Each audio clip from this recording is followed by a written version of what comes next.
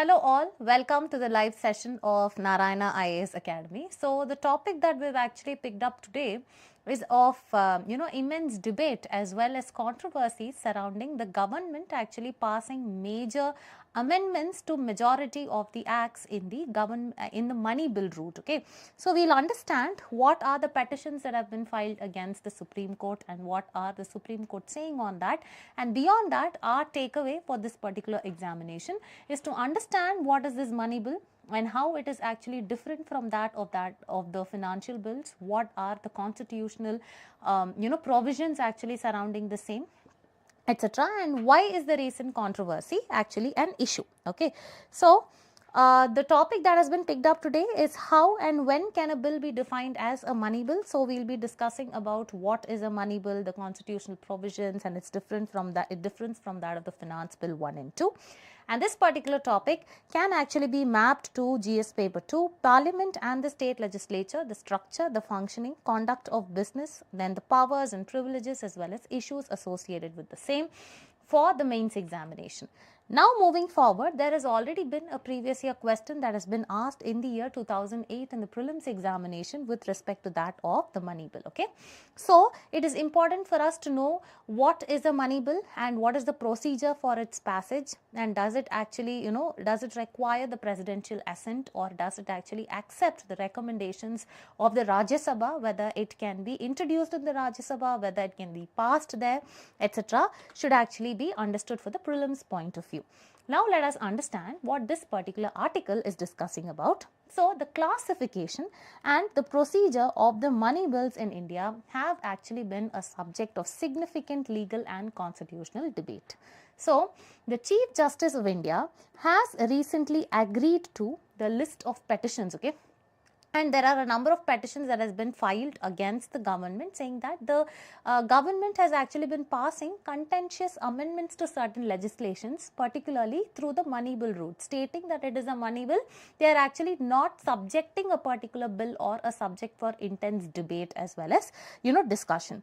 So for example, you can take the Aadhaar Act, you can take the Finance Act as well as certain amendments that have been made to the PMLA, that is the Prevention of Money Laundering Act, etc. So the Chief Justice of India has recently agreed to list the petitions challenging the use of the money bill route for passing contentious laws and amendments in the legislature, and the issues largely revolve around whether certain bills that are classified as money bills adhere strictly to the constitutional definition and whether this clarification or this classification affects the legislative as well as judicial processes. Example, the Aadhaar Act that I told you and the Finance Act of 2017. The Aadhaar Act, despite including provisions beyond the definition of the money bill, was actually passed as money bill, and this actually raised the question of legitimacy of the parliamentary democracy. Okay, so this is what we need to understand. So now let us understand what is the money bill first of all. So as per Article 110 of the Indian Constitution, a money bill is actually defined as a bill that contains certain provisions which are exclusively related to one or more of the following. First is the taxation, where imposition, abolition as well as remission, alteration or regulation of any tax is included. Next one, the borrowing by the government, the regulation of borrowing by the union government. Next one, custody of funds, whether it is the Consolidated Fund of India or the Contingency Fund of India, all this is actually, and the transactions related to the same are there. Next one, it deals with appropriation or the money from the Consolidated Fund of India as well as the expenditure, that is declaration and increase of expenditure charged on the Consolidated Fund of India. So if you see, it also includes the receipts and the audit, that is the receipt of money into the consolidated fund or the public account or the audit of the accounts. Now it is important for you to understand what is this Consolidated Fund of India, how it can be used, whether the salaries and allowances of the constitutional posts are actually withdrawn from Consolidated Fund or Contingency Fund. These are all important, and what is a public account and the committees associated with these are also important. So additionally, apart from the taxation and the above set of criterion I said, additionally any matter to these categories can also be classified as a money bill.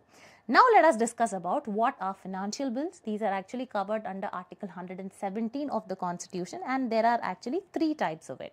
first one is Financial Bills 1. So, bills actually containing matters described in Article 110 along with additional general legislation. For example, if you take the Finance Act of 2024, it contains provisions for changes in the tax laws, example modification in the income tax rates, then introduction of the new taxes, etc., along with other general legislation that are related to the financial administration. Next one, while you see this particular category of Financial Bill 1, it deals with the matters related to the taxation and financial regulation under Article 10. It also includes general legislative measures. Okay, so this is number 1. Number 2 is Financial Bill category 2. This actually involves the expenditure from the consolidated fund, but not exclusively covering all the matters in Article 110. Example here is the Appropriation Bill of 2024. This actually provides for the appropriation of funds from the Consolidated Fund of India for various government departments and services for the financial year. So, if you see here, this particular bill deals with the allocation of funds, that is expenditure from the Consolidated Fund, but may actually include the provisions for the expenditure not covered by Article 110 of the Constitution. Now, moving forward, let us see what is the detailed procedure for the passage of the money bill in the legislature. First one, where does a money bill be introduced, whether it's in the Lok Sabha or Rajya Sabha? So, a money bill can only be introduced, very, very important, in the Lok Sabha, that too on the recommendation of the President, and it has to be introduced by a minister. Next, the consideration by the Rajya Sabha. Once the bill is actually introduced and passed by the Lok Sabha, the money bill is sent to the Rajya Sabha. The Rajya Sabha can actually take 14 days in order to make a recommendation to this money bill, but cannot alter or it cannot reject, it cannot amend or it cannot reject the bill, and it must return the bill within the specified period with or without any kind of recommendation. Now, the Lok Sabha's decision is paramount. So, the Lok Sabha may accept or can reject any of the recommendations given by the Rajya Sabha, and if the Rajya Sabha does not return the bill even after the exhaustion or completion of 14 days, then it is deemed to be passed in the form that it was originally presented. Next one is a presidential assent. So, once the bill is actually passed by both the houses or deemed to be passed, it is actually presented to the president for the assent, and here also the president actually cannot return it for reconsideration, but can actually withhold the assent but cannot return it. Okay, so the president can only either assent to the bill, they can give assent to the bill, or he can actually withhold the assent but cannot return it for reconsideration. Now, this tabular column is very, very important for us to compare and contrast the three different kind of bills and to understand how money bill is different from the financial bills. Okay, so here money bill, it is actually under Article 110. This is actually under Article 117 clause 1 and 117 clause 3. This exclusively deals with the matters in Article 110. Here it includes Article 110 plus additional general legislation. Here this involves expenditure but does not fit Article 110 matters. Next, if you see the certification, it is certified by the Speaker of the Lok Sabha. This actually does not require any kind of such certification, and this also does not require certification. The introduction is done only in the Lok Sabha. Finance Bill 1 type 1 is also only in the Lok Sabha, but this can be introduced in both the houses of the parliament. If you see the role of the Rajya Sabha, can only make recommendation, cannot amend or reject it.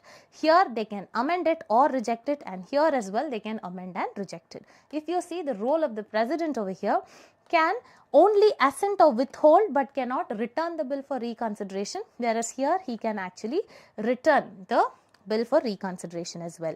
And next one, resolution of a deadlock. In case of any kind of deadlock, there is no provision for the joint sitting of the house, whereas in the financial bill, that is both 1 and 2, the joint sitting of both the houses can actually be summoned. So, this is what is actually the differences between the money bill as well as the financial bills, and the takeaway for your prelims examination, because of late there are a number of questions that have been asked from this particular chapter on parliament for the examination.